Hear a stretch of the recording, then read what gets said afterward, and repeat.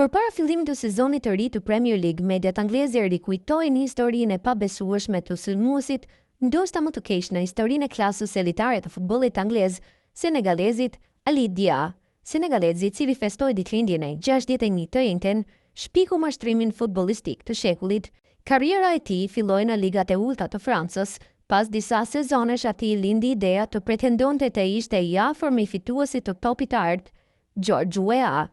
Pa internet, ishte pothuajse e pamundur të kontrolloheshin informacionet, kështu që mbërritur në kontratat e para dhe në vitin 1995, ai ndryshoi deri në 3 ekipe, nga finlandezja e Finpa u transferua në PK 35, pastaj në klubin gjerman Lübeck.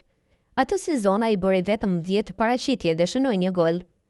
Ai shpejt ndryshoi strategji, miku i tij telefonoi klubet e Premier League-s për të ofruar atyre shërbimet e kushëririt të tij jashtëzakonisht të talentuar, i cili mburrej me të kaluarën e tij me Parisin dhe paraqitej për ekipin kombëtar senegalez.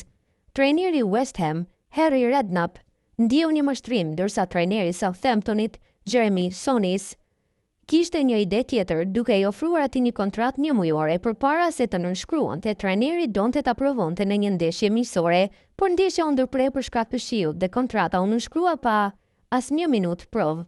Ai luajti me George Weah te Paris Saint-Germain dhe luajti në divizionin e dytë në Gjermani, shpjegoi Souness. Në stërvitje u bë menjëherë e qartë se diçka nuk shkonte.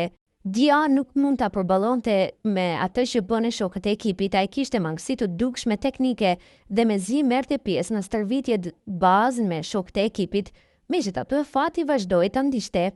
Për shkak të dëmtimeve të shumta në skuadër, ai u përfshi në skuadër për ndeshjen kundër Leeds United, kur Mad Litizir u dëmtua në minutën e 32 të ndeshjes.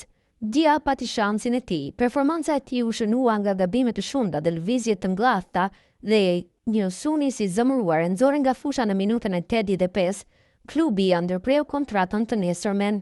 Në total, aventura e tij në Premier League zgjati vetëm 53 minuta, por mjaftoi për ta bërë legjend. Nga Southampton ai u transferua te Gatesh, i kategorisë 5, ku qëndroi për një sezon dhe i dha fund karrierës. Ai luajti për 12 klube, duke bërë gjithsej vetëm 30 paraqitje, por të mjaftueshme për ta bërë këtë lojtar amator të pavdekshëm.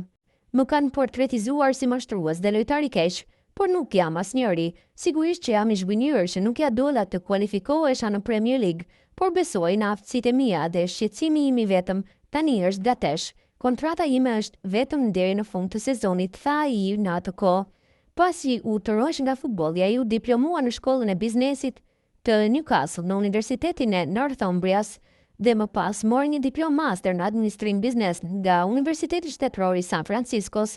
Ai u transferua në Doha, ku thuhet se jeton edhe sot. Askush në botën e futbollit nuk ka dëgjuar për të që atëherë, por emri dhe mbiemri i tij mbetën në krye të listës së The Times të 50 futbollistëve më të këqinj anglez të gjitha kohërave.